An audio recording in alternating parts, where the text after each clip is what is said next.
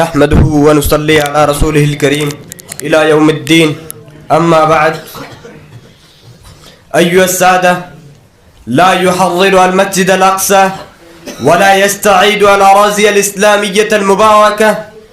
الزعماء والقادة المستسلمون،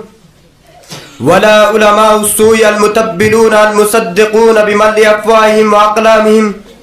على جميع أشكال التبعية والهوان والخزي والذل والعار والشنار،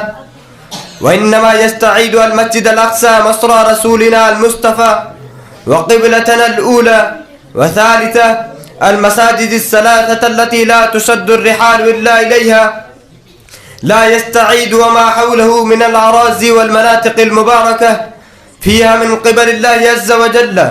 إلا والحمريون الصلاحيون من شباب الأمة المفهمين غيرة، المتعجدين إيمانا، المتقدين حماسا، المتنورين قلوبا، المتزكين نفوسا، المؤثرين رضا الله تعالى على جميع مغريات المئدة والمادة وزغوط الشرق والغرب، والصامدين صمود الجبال الراسيات أمام الظروف القاهرة والأسباب القاسية والأوضاع اللادغة اللاسية. وصدقت يا سماحة الشيخ الدكتور محمد محمود سيام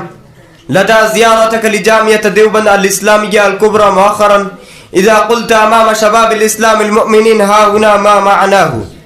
إننا نحن المسلمين لا نقنط من رحمة الله تعالى، وأن الإخفاق والإهباط مرارا وتكرارا